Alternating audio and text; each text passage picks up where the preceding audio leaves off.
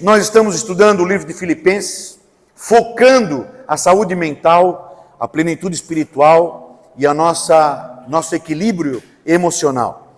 Nós já estamos hoje no nosso terceiro encontro. Nós vimos no primeiro encontro como que a igreja de Filipos foi formada e entender como que a igreja de Filipos foi formada lá em Atos capítulo 16. Nós já entendemos bastante coisa daquilo que Paulo vai escrever no livro de Filipenses. Depois, semana passada, nós entendemos e mergulhamos profundamente sobre a condição do humano, a condição da humanidade, a questão do problema do mal e a questão do estamos caídos. Nós somos seres caídos, seres que mergulharam no pecado e estamos caídos. Hoje eu gostaria de entrar só mais um pouco nisso e ir para uma parte mais prática, para que a gente possa entender bem do que Paulo vai falar. Porque Paulo vai trazer o remédio, mas Paulo aqui não está tratando muito sobre o problema da saúde, né? Ele não está fazendo o prognóstico da situação. Você conhecendo Paulo, você que leu Romanos, as demais outras epístolas de Paulo, você consegue entender bem Filipenses. Mas como eu sei que nem todos, né? Todos nós já estudamos profundamente as cartas paulinas, as epístolas, então só mais hoje eu ainda quero tratar sobre essa questão da condição do humano. Quem nós somos. Porque todas as vezes, irmãos, todas as vezes que a gente está triste, todas as vezes que a gente está em desequilíbrio emocional, todas as vezes que a gente está com um problema mental, nós vamos poder levar esta causa ao problema do mal e à nossa queda, sempre, fatalmente, o nosso desequilíbrio mental, a nossa enfermidade mental, o estresse, a depressão, nós vamos poder fazer esse link sobre o problema do mal e com a nossa queda. Tendo entendido isso que nós conversamos na quinta-feira passada, a gente precisa entender então que a nossa mente, os nossos sentimentos e as nossas emoções estão escravizadas. Mas pastor, eu já aceitei a Jesus. Nós já aceitamos a Jesus, mas nós ainda estamos nessa terra. Nós ainda não temos aquilo que a gente vai chamar, pela própria teologia paulina, né, da solução definitiva. Nós ainda estamos nessa terra. Nós, para fazer um paralelo mais ou menos, nós somos o povo que está no deserto com Moisés. Nós já saímos do Egito, é verdade. Nós já fomos libertos do Egito, é verdade. Mas nós ainda não estamos no paraíso. Nós ainda não estamos vivendo um corpo transformado. Então nós estamos no deserto, saindo de uma escravidão e aprendendo a ser libertos. E é isso que nós estamos fazendo aqui quando a gente lê Filipenses. É isso que você faz quando dobra o joelho. É isso que você faz quando abre a Escritura e chama para si a presença de Deus. Senhor, eu quero ser melhor. Eu quero ser alguém que pense melhor. Eu quero ser alguém que pense mais profundamente. O Salmo 139, que o presbítero irmão Marcelo leu para nós, é um belíssimo salmo do salmista fazendo essa análise profunda da sua vida e dos seus pensamentos. E ele vai dizer, olha, eu fui formado um pecado, mas tu me fizeste de um modo maravilhoso. Antes de eu pensar, antes de eu falar, tu já sabes o que eu vou falar. Então veja, irmãos, a profundidade do ser humano, mesmo sendo caído. Então, entendendo o problema, você começa a perceber o caminho para vencer, o caminho da solução. E eu queria dar só um exemplinho, como dizia minha mãe, só um exemplo bem simples, mas um pouquinho profundo, só para a gente entender o que o pastor está falando aqui, certo? Porque às vezes nós já aceitamos a Jesus, estamos dentro da igreja há muito tempo, mas ainda estamos pensando muito como escravos, ainda estamos pensando muito como pessoas lá fora. Uma vez eu estava conversando com alguém que estava muito entristecido da vida e tal, um pouco depressivo, e a minha batalha com essa pessoa foi fazer essa pessoa entender de que tudo que ela falava, tudo que ela reclamava, tudo que ela dizia, uma prostituta podia falar também. E eu estava falando com uma mulher dentro da igreja, vários anos dentro da igreja. Mas as falas, as reclamações, o motivo da tristeza, podia ser uma prostituta, podia ser um drogado, podia ser qualquer outra pessoa. Quando ela entendeu isso, ela percebeu que o que ela precisava fazer era voltar para aprender a pensar biblicamente. Então, às vezes, irmãos, nós precisamos ser confrontados no nosso pensamento, porque a gente tem que entender, em primeiro lugar, você é pecador, você é desgraçado, você é escravizado, você está perdido. Quando eu começo desse zero, então eu consigo melhorar. O ruim, irmãos, é quando a gente entende, não, mas eu não sou, eu sou santo, não, mas eu sou puro, eu sou maravilhoso. E aí, meu irmão, não tem condições de fazer a pessoa pensar e ver o seu próprio erro. Mas quando você começa a entender, não, eu sou caído.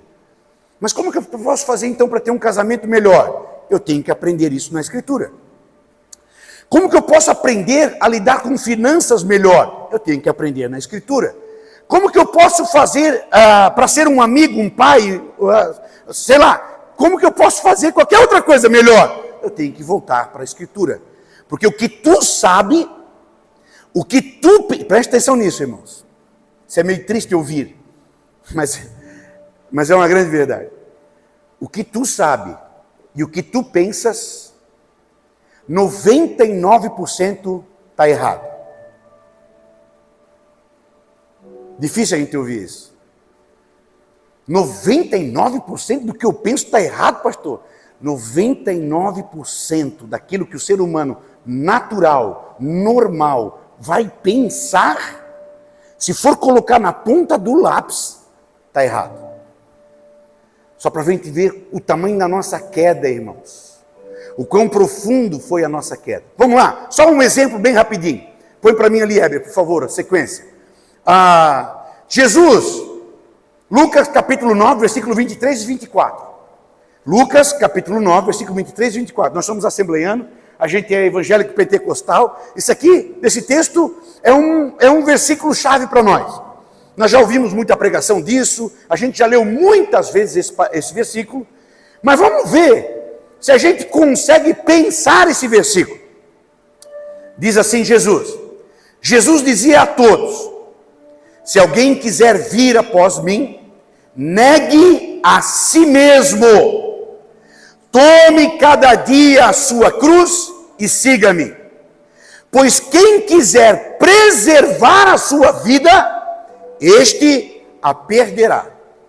Mas quem perder a sua vida por amor de mim, este a preservará. Irmãos, esse texto pequenininho, 2 versículos da fala de Jesus, do ensino doutrinário, do ensino cristão, do ensino bíblico, do que Jesus está ensinando aqui para nós, Jesus vai falar coisas profundas aqui para a nossa saúde mental e para a nossa plenitude espiritual. Vamos em frente, Edson. O que eu queria que você visse aqui, quando Jesus fala assim, aquele que quer preservar a vida. Esse preservar no grego, sozo, eu quero salvar a minha vida. Eu quero resgatar a minha vida. Eu quero manter segura a minha vida. Eu quero proteger a minha vida. Eu quero cuidar da minha vida contra a destruição. Escuta, qualquer ser humano ou animal pensa isso. O cachorro, quando vê um perigo, dá 2 passinhos para trás. O leão, muito corajoso, mas quando ele vê que não vai dar conta da coisa, 2 passinhos para trás. Todo animal, todo ser ciente, o animal não é consciente, mas ele é ser ciente. Então, ele sente. Todo animal, todo ser ciente, ele sente o perigo e ele dá 2 passinhos para trás. Escuta, irmãos. Jesus está dizendo para mim e para você que há um segredo para a gente ter uma vida plena com Deus. Há um segredo. E Jesus começa dizendo que esse segredo, a primeira coisa que Jesus vai nos ensinar, é você abrir mão da tua vida. Quer ver uma coisa? Uma frase que se eu perguntasse para você, você dizer assim, por que você está triste? Pastor, eu estou triste porque isso me magoou, porque isso não me fez bem, porque a irmã fez assim comigo, porque o meu marido fez assado. A gente está triste, irmãos, porque nós nos sentimos tristes por causa de um modelo, de um padrão que eu tenho em mim, ou seja, o meu ego. Volta ali o versículo, volta um antes. Isso. Jesus está dizendo assim, ó, se você quiser vir após mim, negue-se a si mesmo. Já daqui, irmãos, a gente já vê como nós pensamos como escravos ainda. E eu estou 30, 50 anos dentro da igreja, e eu penso como escravo. E eu penso que a alegria devia de me servir. Eu penso de que a alegria devia estar a meu favor. E Jesus está dizendo assim, ó, se você quiser vir após mim, negue a si mesmo. Ou seja, aquilo que te deixa feliz, já não importa mais. Se é para negar a si mesmo, aquilo que te deixa alegre, não importa mais. Porque agora, o que te deixa feliz, é o que deixa Deus feliz. Não aquilo que eu fico feliz por mim mesmo. Porque a partir de agora, a base não sou mais eu.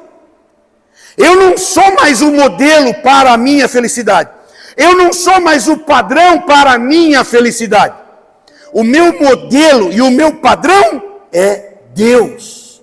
Se Deus está feliz, então eu estou feliz. Pancada, né, irmão? Pancada. Porque nós estamos dentro da igreja e nós queremos que o ministério de louvor me deixe feliz. Nós estamos dentro da igreja e a gente vem para que o culto e tal, esse culto eu não gostei, olha só. A gente está vivendo um casamento em que a gente quer ser feliz, a gente quer que o marido me deixe feliz, a gente quer que a esposa me deixe feliz, a gente vive uma vida que quer que o patrão me deixe feliz. Irmão, você já morreu. Você já morreu. O teu padrão de felicidade já morreu. O que tu acha que te deixava feliz, já morreu. Então eu vou ter que aprender agora. Agora eu vou ter que, se não sou mais eu o padrão, o que deixa Jesus feliz para que eu possa estar feliz? O que deixa o Deus feliz para que eu possa estar feliz? Aí eu vou ter que aprender. Aí eu vou ter que voltar para a Escritura. Aí eu vou ter que ter intimidade com Deus, eu vou ter que caminhar com Deus, porque eu já morri. Vamos em frente, Heber. Então veja que a primeira coisa que Jesus vai nos ensinar é de que você não se salva. Sozo, põe em frente, Elisa. Se você quiser preservar a tua felicidade, abra mão do teu ego. Irmãos, assim, não precisa nem ser muito crente para entender que isso aqui é muito real, né? Não precisa nem, eu podia estar falando aqui para pessoas não crentes, por exemplo. Se eu dissesse para as pessoas assim, ó, olha, não tenha expectativa de ser feliz, é isso que vai te trazer felicidade.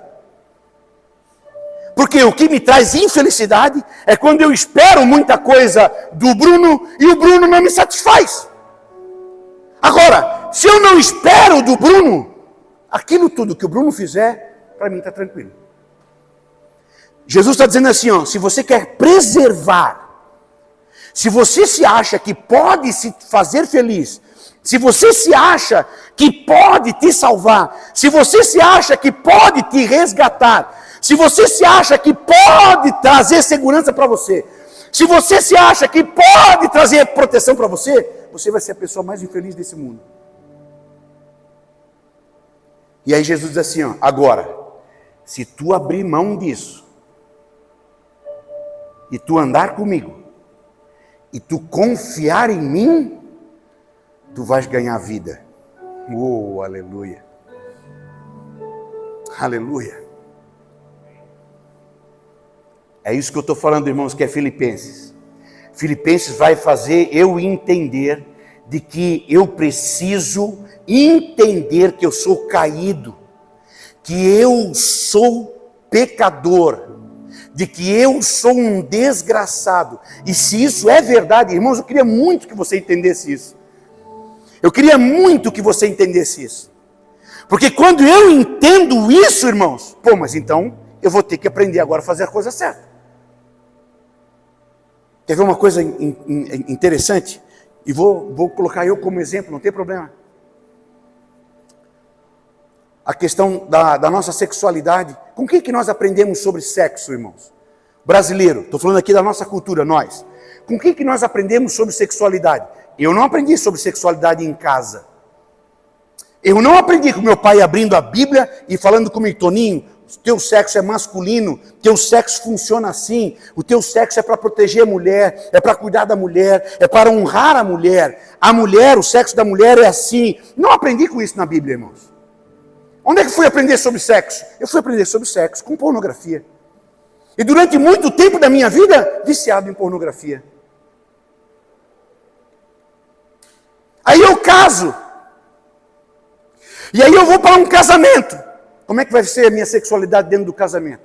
Vai ser infeliz, porque eu vou esperar com que a Tati, minha esposa, me satisfaça sexualmente como eu via na pornografia.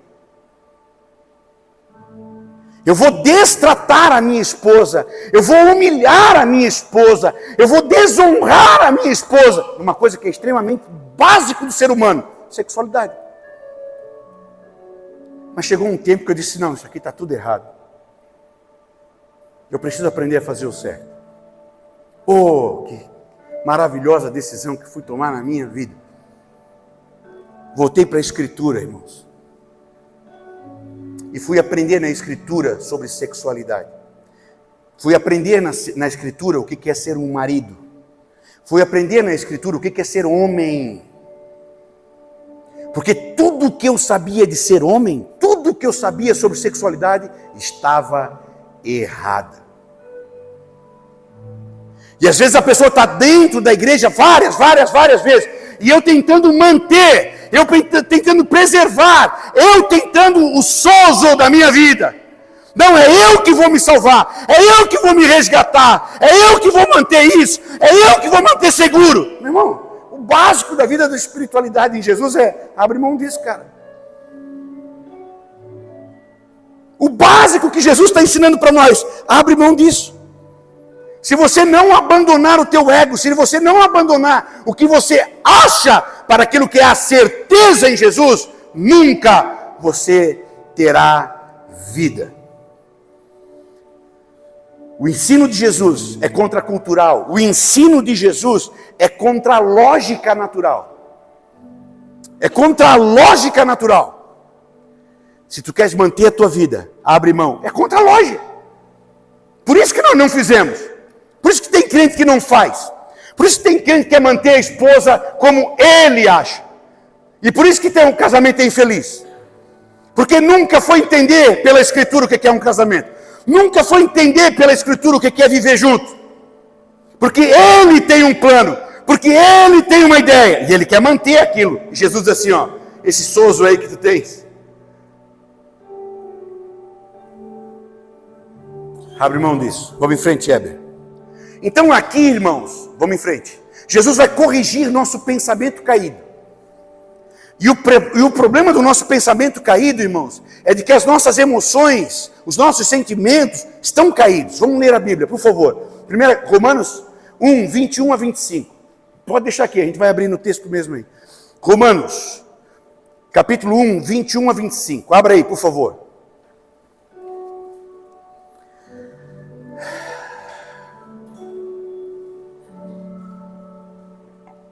Romanos 1, 21 a 25. Quem abriu? Lê aí, Bruno. Porquanto, tendo conhecido a Deus, não glorificaram como Deus. Olha só, irmão, escuta. Esse texto tem que fazer doer o nosso coração. Põe lá, Heber. Vamos lá. Vamos botar porque eu estou tentando correr, mas não vai dar para correr. Romanos 1.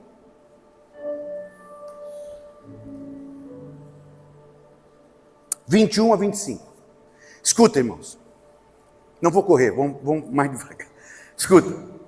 Porque mesmo tendo conhecido a Deus, não glorificaram como Deus.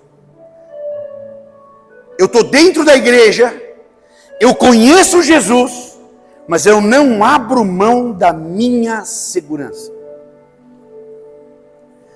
Eu tenho uma mente tão caída, irmãos. Eu sou tão escravizado, eu sou tão perdido, eu sou tão pecador, que eu já vivo uma nova realidade. Mas eu ainda penso sobre outra realidade antiga. Teve um caso, agora esqueci o nome da menina e tal, mas teve uma menina que foi achada, a mãe dela catava coisas no lixo e tal, trabalhava no lixão, e a mãe dela morre, e essa menina, ela fica abandonada no lixão, literalmente abandonada no lixão. Então ela come o lixo, ela se veste com as coisas do lixo, ela faz uma casinha com as coisas do lixo, ela vive ali, no lixo. E um dia, acham essa menina. E quando acharam essa menina, ali a conselho tutelar, a assistência social, psicólogo e tal, pegam essa menina, claro, vão levar para o hospital, dão um banho nela, e vão arrumar o cabelo dela, isso, aquilo, e a menina adoece, a menina fica doente. E aí põe a comida para ela na mesa, ela tem cadeira, ela tem mesa agora no quartinho dela, ela tem a cama dela. A menina, quando estava com muita fome, ela pegava a comida, jogava no chão, ela sentava no chão e comia do chão. Ela não dormia no colchão, ela não dormia na sua cama, ela dormia no chão. Em cima daquela comida, ali ela fazia as suas necessidades, ali ela jogava a comida.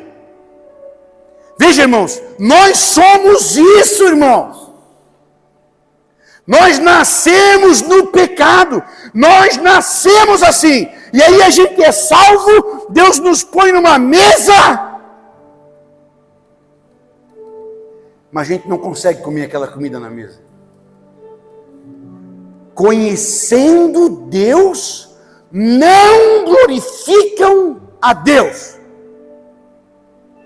Conhecem Deus, conhecem a mensagem, conhecem o Evangelho, mas não glorifica a Deus. Você conhece crente assim? Que conhece a verdade, mas não pratica a verdade? Qual o crente que nunca ouviu? Dobra o teu joelho, irmão. Vamos orar um pouquinho. Ora um pouquinho na tua casa. Qual o crente que nunca leu na palavra de Jesus falando isso? Faz isso? Não faz isso. Mas aí está triste, está decepcionado, está depressivo. Conhecem a Deus, não glorificam a Deus, não lhe dão graças.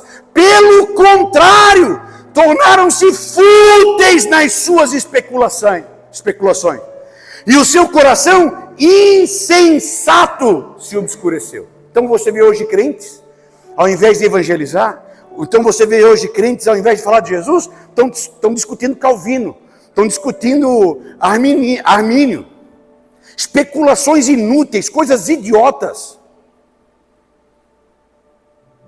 Continua para frente, Heber.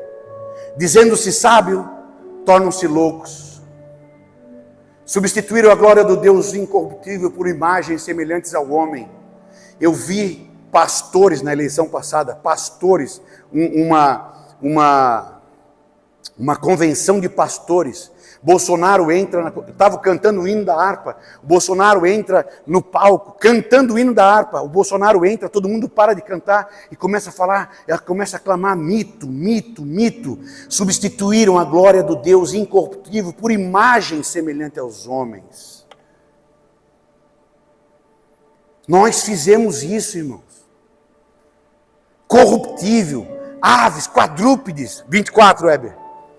É por isso que Deus entregou a impureza sexual. E aqui, queridos, agora abre outro texto lá para mim, 1 Coríntios 2:14. Veja como nós somos caídos. 1 Coríntios 2:14. Olha como nós somos caídos, irmãos. Nós fizemos isso. Era para eu estar dando glória a Deus só pelo fato de Jesus ter me salvo. Era para mim vir pulando para o culto. Era para mim estar...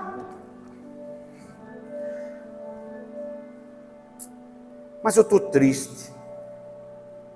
Estou decepcionado. Uma vez um crente para mim, decepcionado. Por que tu estás triste, irmão? Ah, porque pintaram a igreja de uma cor que eu não gosto.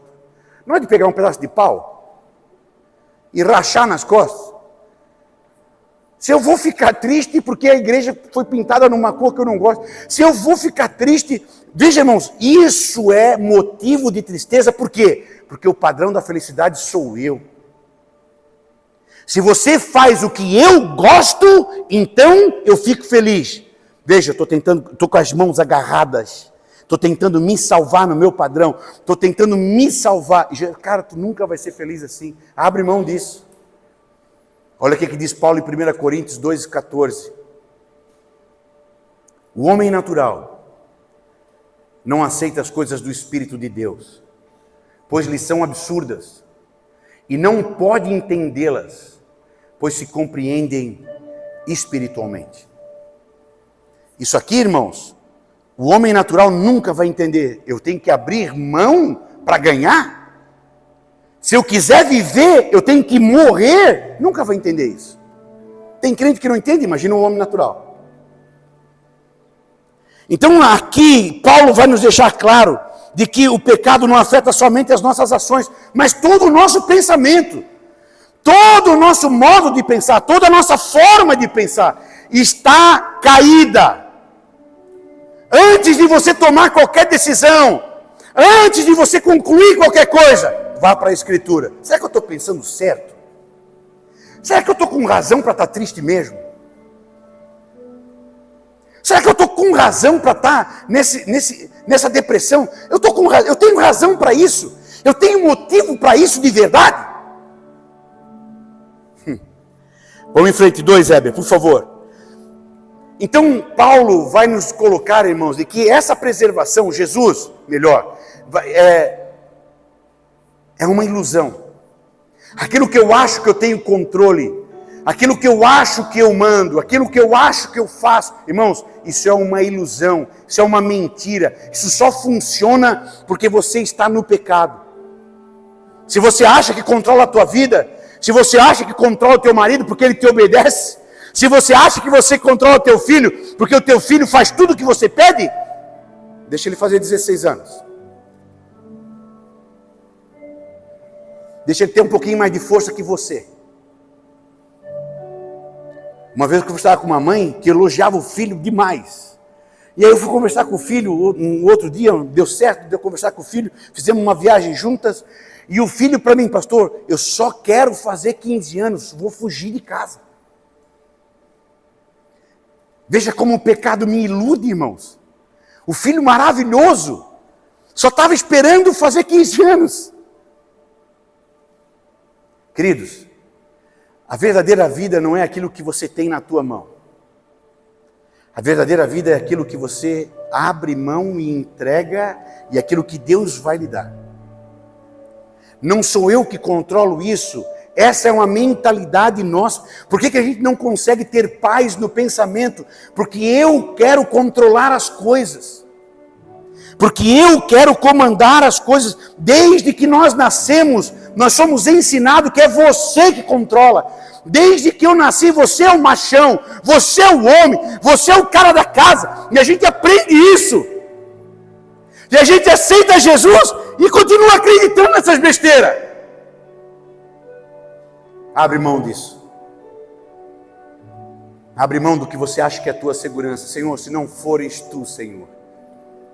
Se não for a tua graça, se não for a tua mão, se não for a tua presença. Moisés falando com Deus, Deus, eu não saio daqui se tu não for comigo. E Jesus vai nos ensinar, Jesus vai dizer, sem mim vocês não podem nada. Se eu creio em Jesus, irmãos, se Jesus é o meu Salvador, abre mão. Creia de que sem Ele você não pode. E aprenda a colocar então isso nas mãos de Deus. Quem tenta controlar Quem retém, Jesus está dizendo isso, não é o pastor, irmãos. Se você quiser viver, você tem que abrir mão, você tem que entregar. Vamos em frente, Heber. Paulo nos vai ensinar de que o ego nos engana. O nosso ego humano, irmãos, é uma batalha que nós vamos ter entre o homem novo e o velho homem. É uma batalha que nós vamos ter interna entre o espírito e o meu ego. Como assim? O ego vai lutar para controlar a tua vida. Não, quer ver? A gente não abre mão de ofensas, a gente não abre mão de coisas erradas que deram na vida. E é claro que isso vai me trazer prejuízo mental. É claro que isso vai prejudicar minha saúde, meu equilíbrio, minhas emoções. Eu não consigo abrir mão de uma ofensa. Eu não consigo abrir mão da traição. Eu não consigo abrir mão. Quando que você vai ser feliz? Quando que você vai ter saúde mental? Sempre o pecado querendo nos convencer de que eu posso ter controle. Qual era a ladainha da serpente com a Eva? A ladainha da serpente com a Eva era: se você comer o fruto, você vai ser igual a Deus, você vai ter controle. É o nosso desejo, irmãos. O nosso desejo. A gente diz que ama o marido, a gente diz que ama o filho, mas no fundo, o nosso ego não ama, ele quer o controle. Ele quer mandar, ele quer controlar. Tem uma historinha que eu acho bem legal. É uma historinha judaica. O rabino pergunta assim para um menino se ele gosta de peixe. E aí tu gosta de peixe, fulano? Sim, eu gosto. Como que tu gosta do peixe? Eu gosto do peixe assado, eu gosto do peixe frito, eu gosto do peixe cozinhado, eu gosto do peixe no forno. E aí o rabino diz assim: não, então tu odeia o peixe. Não, eu gosto de peixe. Não, tu odeia o peixe. Se tu gostasse do peixe, você deixava ele ou na água doce, ou na água salgada. E nós somos assim, irmãos. A gente diz que ama, mas a gente diz que ama para ter o controle. Aí aquilo que eu não consigo mais controlar, aí eu começo a ter problema. Aí eu começo a ter dificuldade. Aí é tristeza, aí é batalha. Queridos, o nosso ego é o nosso maior inimigo contra a nossa vida. E eu, quando tento preservar com a minha força, eu tento preservar, Jesus está ensinando isso, quando eu tento preservar, eu estou indo contra a graça de Deus. Eu nunca vou experimentar o amor de Deus se eu quero ser Deus, porque eu estou em luta com Deus. Ao invés de eu abrir mão das coisas para Deus, eu quero ser Deus. Então eu estou em luta com Deus. Agora, quando eu abro mão para Deus, aí você começa a sentir o poder da graça, o poder do amor de Deus e o poder daquilo que Deus pode fazer sobre a tua vida. 4, Heber, por favor. A nossa mente renovada, ela precisa ser restaurada na cruz. Romanos 12, por favor. Texto que a gente conhece bastante. Põe para nós lá, Heber. Romanos capítulo 12, versículo 1 e 2. Olha a profundidade desse texto de Paulo, meus irmãos. Romanos capítulo 12, versículo 1 e 2. Portanto, irmãos, eu exorto vocês, pelas compaixões de Deus, que apresenteis o vosso corpo como sacrifício vivo. Em outra palavra, Paulo está dizendo assim, por favor, Jonathan, morra! Por favor, Jonathan, esteja em cima de um altar e te ofereça como um sacrifício vivo. Para que você possa, um sacrifício vivo, santo e agradável a Deus. Versículo 2, para que vocês possam experimentar qual é a boa, agradável e perfeita vontade de Deus. Mas que eu posso, antes, irmãos, do 2, a gente gosta muito do 2, a gente gosta muito do final do 2. Romanos 12:2. A gente gosta demais disso. Qual é a boa, qual é a agradável, qual é a perfeita vontade de Deus para a minha vida e tal. Mas leia o 1 primeiro. O 1 está dizendo que você precisa ser um sacrifício, assim como foi Jesus. Assim como no Antigo Testamento o sacerdote pegava o cordeiro, colocava em cima do altar e sacrificava, eu hoje preciso estar em cima do altar. Senhor, aqui estou eu, Senhor. E eu não quero mais pensar como eu penso. Eu quero pensar os teus pensamentos, Senhor. Eu quero entregar a minha vontade a ti, Senhor. Eu quero sentir o que tu sentes. Eu quero que as minhas emoções, Senhor, sejam pautadas por ti, Senhor. Eu estou me oferecendo aqui, Pai, como sacrifício santo, agradável a Deus. Isso é o culto, irmãos. Isso é culto. Isso que é o culto. Mas hoje nós estamos tão longe de culto que a gente vem para a igreja e a gente tem a capacidade de dizer: hoje eu não gostei do culto. Como que se o culto fosse para mim. Mas o que é o culto então, pastor Lemos? O culto é quando você sobe no altar e você diz: aqui, Senhor, eu me derramo na tua presença. Que não seja mais como eu penso. Eu não vou mais lutar contra o meu marido. Eu não vou mais lutar contra a minha esposa. Eu não vou mais lutar contra a Marina, Senhor. Faz a tua vontade na minha vida. Faz a tua vontade na vida do meu marido, da minha esposa. Faz a tua vontade, Senhor, na vida da Marina. Porque não é a minha vontade, Senhor. Você está em cima do altar, se oferecendo como sacrifício. Mas normalmente, irmãos, a nossa oração é eu brigando com Deus para que Deus faça a minha vontade na vida dos outros. É verdade ou não é verdade? Normalmente a nossa oração é essa. Senhor, tu conhece a Tatiana, Senhor. Tu sabe como ela é braba, Senhor. Como ela me bate, como ela não faz comida direito, Senhor. Intervém na vida da Tatiana, Senhor. E faz um milagre na vida da Tatiana, Senhor. Para que ela faça certo as coisas, para me agradar. Aí então eu vou ser um marido feliz, Senhor. Essa é a oração de um escravo, irmãos. Essa é a oração de quem não foi liberto. Essa é a oração de quem não é filho, de quem não é adorador. Essa é a oração de quem não leva a palavra de Deus no contexto e na profundidade, não tem intimidade, não tem raiz com Deus. Porque aquele que tem Deus, aquele que se apresenta na presença de Deus, aquele que chega à presença de Deus em um altar, não tem mais vontade. Eu não tenho mais querer.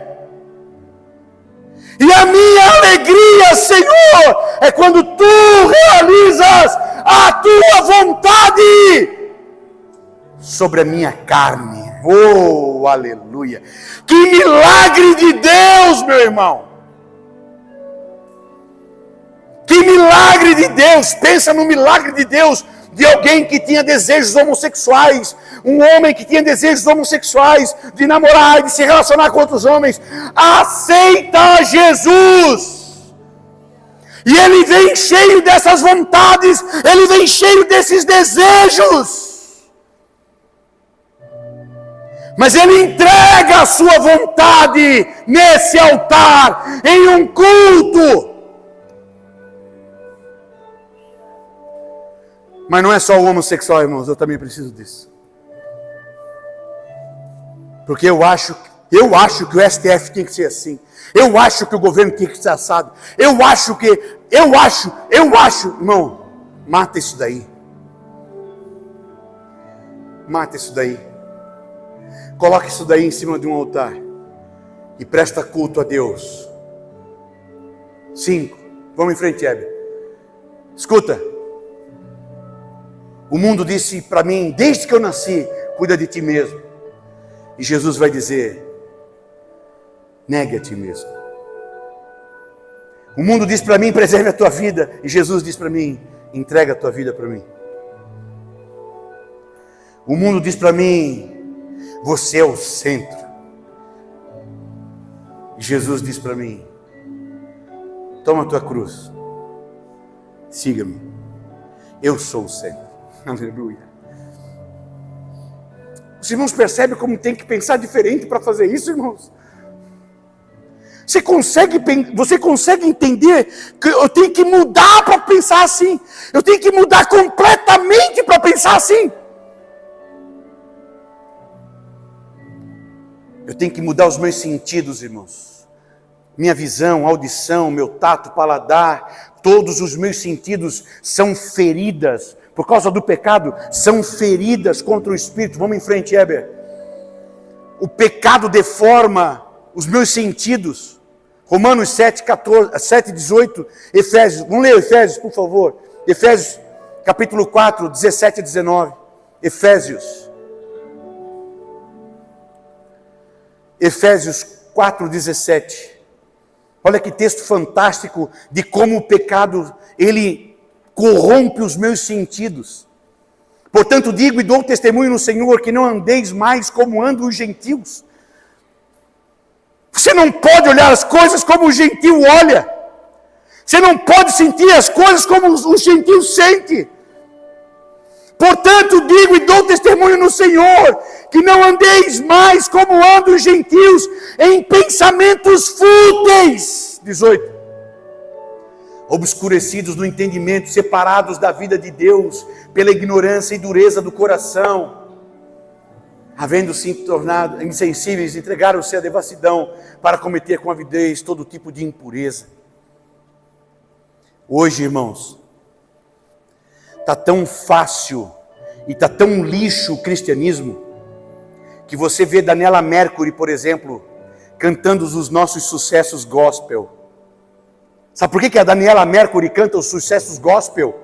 Porque ela canta as músicas que não falam de arrependimento.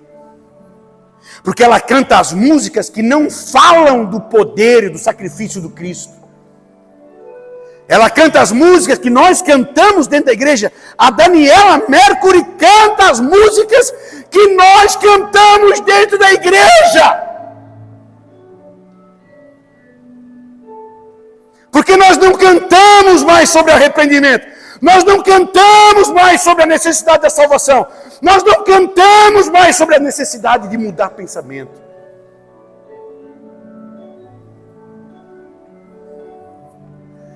Meus sentidos estão corrompidos. 2, Heber, por favor. Escuta. A minha mente não pode me curar. Nós somos tão caídos, irmãos. Nós somos tão caídos que eu sei a verdade, mas eu não consigo praticar a verdade. Irmãos, isso aqui é uma coisa assim, ó, que se fosse falar para um marciano, tem que imaginar o seguinte, assim, ó. A Karine pergunta para mim, pastor, como é que eu faço para chegar aqui no Angelone? E eu digo, ó, Karine, assim, ó, tem essa rua aqui, é bem fácil, Karine. Bem fácil. Tem essa rua aqui, essa avenida, tu vai passar a primeira entrada, a segunda entrada, na terceira entrada à direita é o Angelone. Fácil.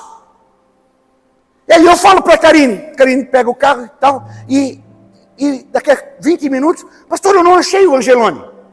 Ô querida, é muito fácil, é que eu só segue essa avenida. Segue a avenida aqui, a primeira rua tu não entra direito, a segunda rua tu não entra direito, a terceira rua, quando tu entrar, tu já vai ver o Angelone. Vai lá, querida, Deus te abençoe. Daqui a pouco, 20 minutos, pastor, eu não achei, eu não consegui. Aleluia, querida. Sim, ó, o pastor vai explicar de novo.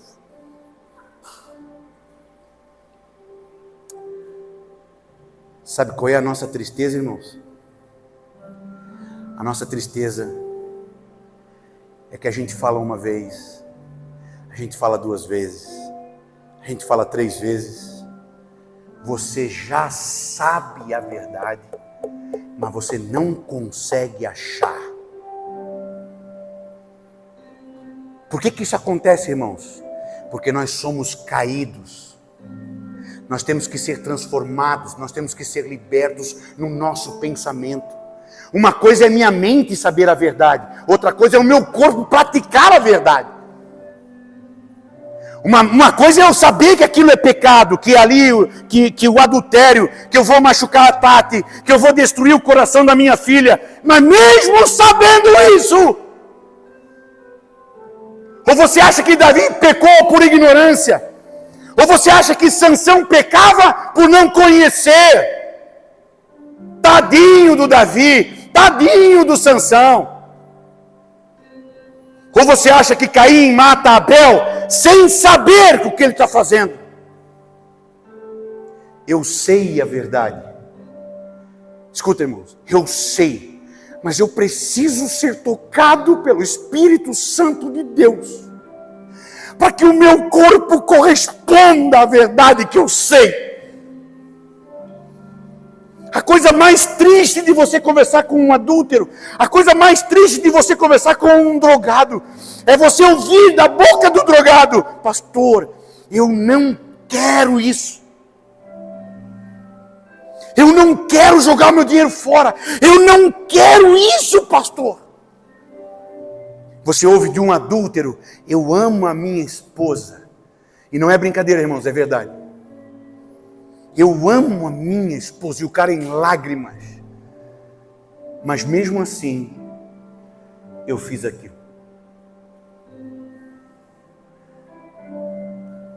Nós vamos ver um vídeo agora. O som é um pouco ruim, então eu queria que você prestasse muita atenção. Mas eu queria que você prestasse atenção nessa moça, irmãos. E eu queria que você prestasse atenção nessa mensagem. Desliga a luz aí para mim, por favor, irmão Francisco, por favor. Essa é uma moça viciada em crack, que está saindo do crack agora. Ela está dando seu testemunho. Eu sou usuária de crack. E eu tenho 2 faculdades, sou formada em Química, na Unipar Ubarama, Pedagogia, aqui em Gaúcha. E aos 35 anos, eu entrei em depressão e eu conheci o crack. Aí eu acabei com a minha vida, perdi tudo. Fui policial civil 16 anos em Cuiabá, professora aqui em Nova Olímpia, fui agente penitenciária, fui corretora no Bradesco em Curitiba, tenho um currículo vasto e hoje eu não tenho nada. Hoje eu não tenho nenhuma casa para morar, porque eu perdi toda a família, eu perdi tudo, eu perdi a dignidade, o respeito. A pessoa quando usa crack, ela é invisível para a sociedade. Ela é discriminada. Um cachorro tem mais atenção do que um usuário de crack. Então você perdeu os bens materiais, você consegue recuperar, mas você perde a sua vida, você perde a sua família, você perde a sua identidade. E é isso. Por favor, nunca use crack. Acaba com a vida da gente. Acaba. Hoje eu não sou ninguém, hoje eu não sou nada. Tinha um apartamento em Ubarama. Eu lembro que eu tinha um closet com 248 pares de sapato. Hoje eu uso chinelo amanhã, às vezes amarrado com uma sacolinha. Fui casado com o melhor advogado de Ubarama, eu vou citar o nome dele. E eu tinha uma vida social muito boa, tinha bens materiais, tinha uma vida boa. Eu perdi tudo. Eu perdi apartamento, eu perdi joia, eu perdi carro, eu perdi filhos, eu perdi marido, eu perdi pai, eu perdi mãe, eu perdi irmão, eu perdi tudo. Eu não sei. Às vezes eu penso, ninguém me ama, ninguém quer saber de mim. A única coisa que me conforta, eu sou evangélico, apesar de me conforta é que Deus me ama. E eu já tentei tirar minha vida, não tirei ainda, porque eu tenho certeza que se eu matar eu vou direto pro inferno. Então eu tenho salvação aí. Não sei também. É só isso. Não consigo falar mais.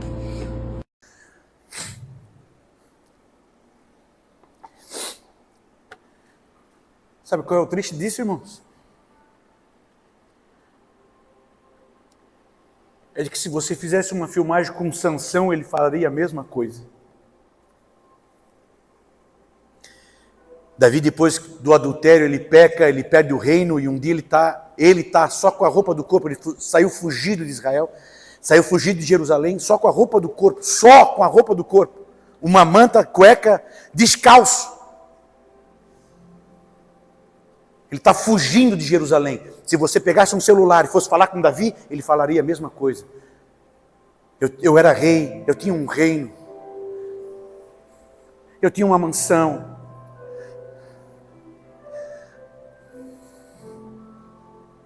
Você fala com crentes que estão se divorciando, e eles falam a mesma coisa, irmãos.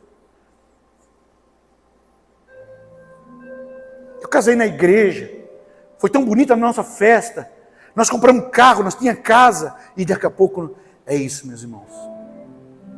Onde é que está a semente disso? É isso que eu queria que os irmãos entendessem. Você viu ela dizer, eu tinha tudo isso, mas eu acabei entrando em depressão. Onde é que está a semente disso tudo? A semente disso tudo está em uma desordem mental. Davi tinha tudo, Davi era tão machão, Davi era tão poderoso, que achou que podia ter a mulher do outro. Desordem mental. Pensamento não está no lugar. Porque eu sou caído.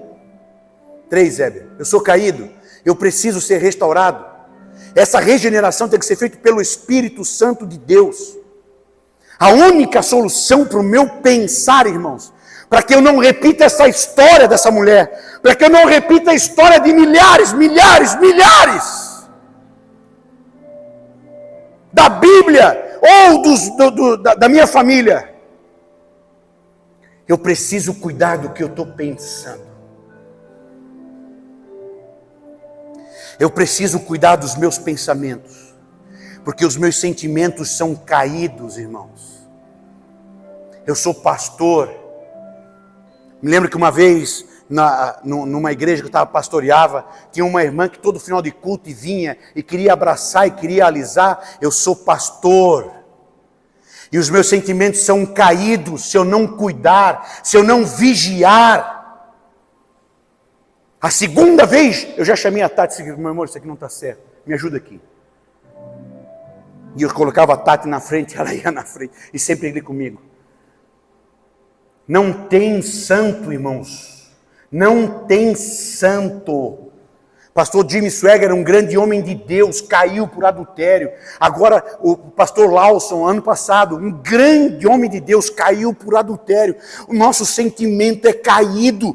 Se eu não focar, se eu não tiver a graça de Deus, eu vou cair.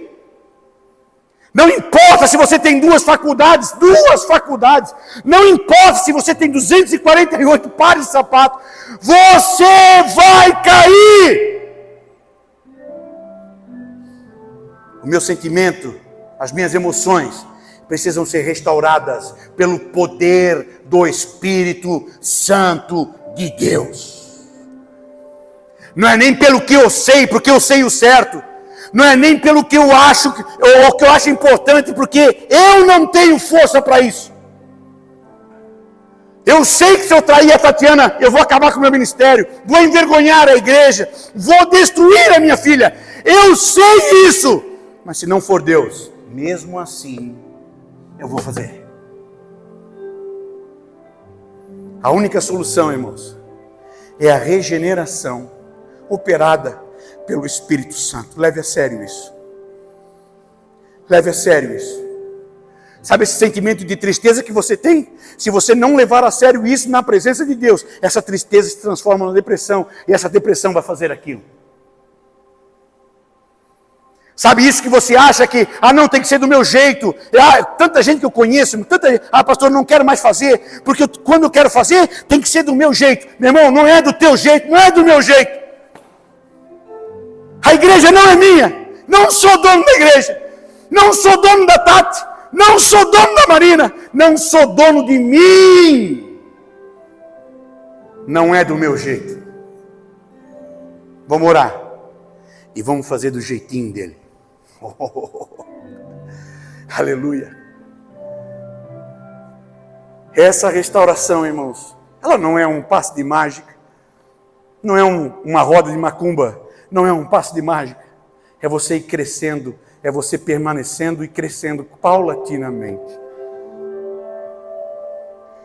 Você vai crescer. Comece hoje a prestar atenção nas coisas que você está pensando, meu irmão. Em nome de Jesus, de onde é que está vindo isso aqui? Uma vez a Marina era nova e ela falou uma coisa dentro de casa e eu sentei com ela, choramos juntos, nós ficamos quase 2 horas, porque eu queria descobrir da onde que ela estava falando o que ela estava falando, da onde é que estava vindo aquilo, porque dentro de casa nós nunca falamos aquilo. Dentro de casa nós nunca falávamos aquilo. E aí eu sentei com ela e nós conversando, mas de onde que tu ouviu isso, meu amor, e tal? Ah, pai, não sei, mas quem falou isso para ti? E de onde é que veio isso? Quase 2 horas, irmãos. Para descobrir de onde que aquela frase, que aquele entendimento, que às vezes nós deixamos escapar e fica dentro do nosso lar. Se você tem filho pequeno, não deixa o teu filho pequeno pensar errado. Ah, mas o pai não me ama. Ah, mas a mãe não me ama. Não. Senta aqui. Tu não pode falar isso. Senta aqui. Bom, o que é amor? Vem cá, tu não pode falar isso. Não deixa teu filho falar isso inocentemente, irmãos. Porque essa não é uma frase inocente. Não deixa as coisas que vêm do lixo. Não deixa as coisas que vêm do inferno ser trazida para dentro da tua casa, ser trazida para dentro da tua vida, sem investigar e sem expulsar. Não recebo isso. Tu vê uma drogada, numa vida daquela, e ela dizendo, eu achei tão linda aquela frase, quando eu vi esse testemunho, eu parei tudo e orei por ela, depois no final do culto nós vamos orar por ela, não sei quem é. E ela dizendo, eu só não tirei a minha vida porque eu sei que Deus me ama.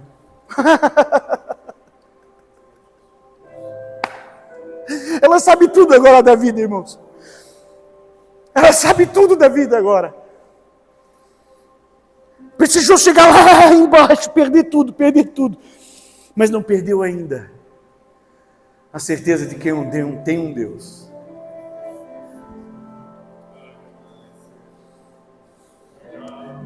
E às vezes nós viemos para o culto, irmãos. O Ministério do Louvor louva. É feito o culto inteiro. E a gente não consegue perceber o toque do amor de um Deus que me ama. Que me ama. Que morreu por mim. Mas por que eu não sinto? É porque eu estou triste. Pintaram a igreja de uma cor que eu não queria. Eu estou triste porque o Lula ganhou a eleição. Eu estou triste por causa de A, B, C, D.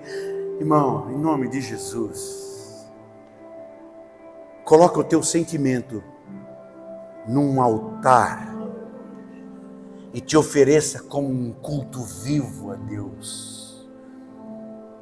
O hino que nós cantamos, a primeira frase do hino que nós cantamos, e a Débora fez menção, a Débora já começou a pregar no hino, e ela dizendo para mim e para você, desprezando toda dor.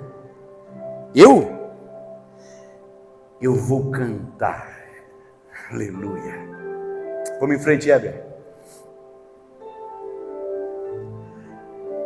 O que Paulo vai ensinar para nós então? O que Jesus vai ensinar para nós então? Jesus vai ensinar que o segredo está em nós fixarmos a nossa mente em Cristo. Não sou mais eu. Eu não me adoro. Eu não me salvo. Então, se eu não me salvo e eu não me adoro, o que importa é tu então, Senhor.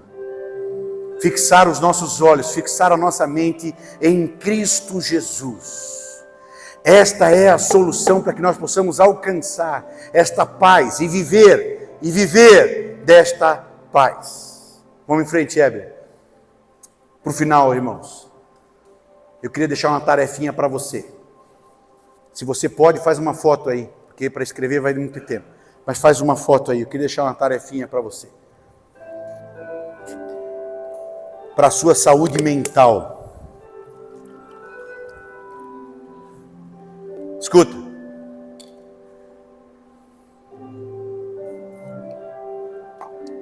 Para a sua saúde mental. Entenda que você não é perfeito. E quando eu entendo que eu sou pecador, irmãos, quando eu entendo que eu sou falho, e quando eu entendo que eu sou essa criatura caída, ai, irmãos, que coisa maravilhosa. Porque eu sei agora, eu não sou perfeito. A igreja de Lisboa nunca vai ser aquela igreja que eu acho que é a perfeita para mim. Eu não sou perfeito. A Marina nunca vai ser a minha filha perfeita, por mais que eu dou testemunho para ela como uma criança, como uma menina maravilhosa, mas nunca vai ser aquilo. Por quê? Porque eu sou caído, irmãos. A minha perfeição é muito, muito, muito ruim. E nós temos um grande peso na nossa vida, na nossa saúde mental, na nossa mente, porque a gente se acha perfeito, e eu sou tão perfeito que eu queria que o Marcelo fosse assim também.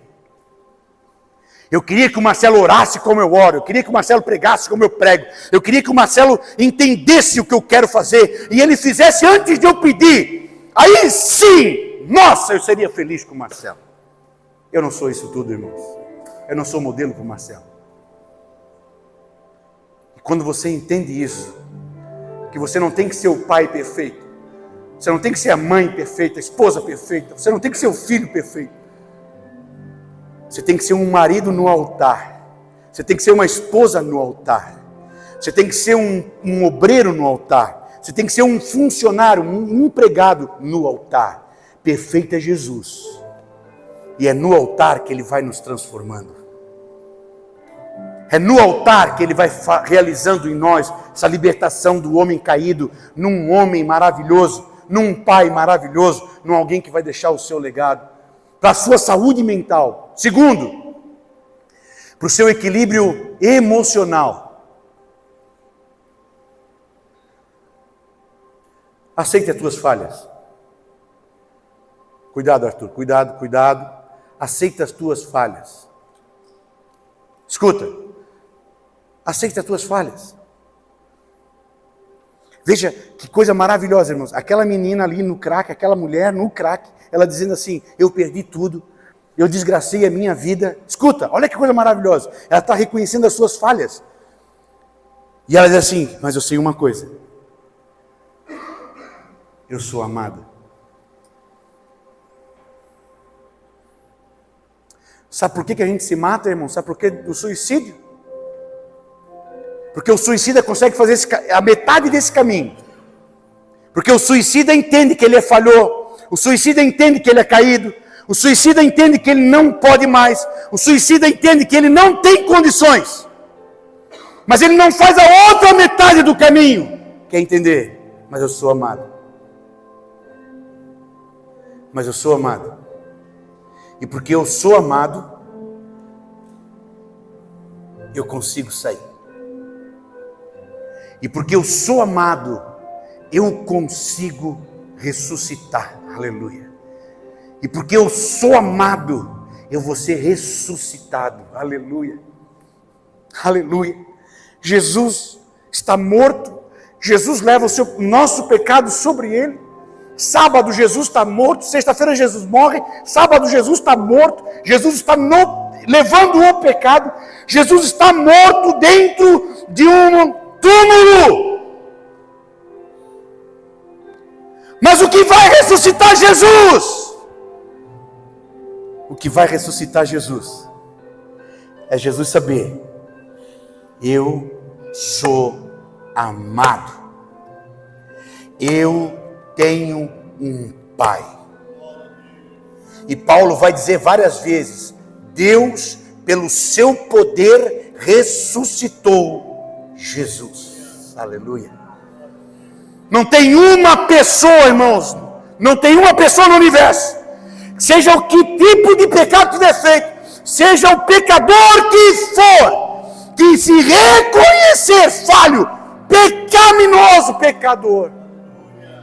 Mas reconhecer que tem um Pai, que esse Pai não vai lá. Aleluia. Terceiro, a tua plenitude espiritual. Isso aqui eu queria que você fizesse. Faz a foto aí, irmão, faz a foto. Porque nós precisamos começar a sair do padrão que a gente é. A gente precisa sair desse nosso quadradinho de crente.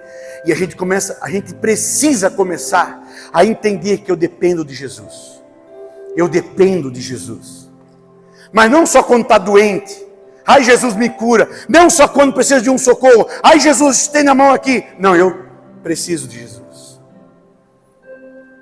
Eu preciso de Jesus. Eu preciso de Jesus. Essa plenitude espiritual, vamos em frente, Heber. Essa plenitude espiritual é para nós. Essa plenitude espiritual é para mim, é para você. Nós precisamos viver isso, irmãos. Entender que a minha visão é pecaminosa. Entender que se eu não tiver cuidado com o que eu falo, se eu não tiver cuidado com os cheiros, se eu não tiver cuidado com o que eu toco. Aquela musiquinha, como é que ela, a musiquinha, Gabriel? Cuidado do olhinho que vês, né? Como é que é? Cuidado do mãozinho que toca. Olha que maravilhoso, ensinando nós a cuidar dos nossos sentidos. Já as crianças, sendo educadas a cuidar dos seus sentidos. Vamos em frente, Heber.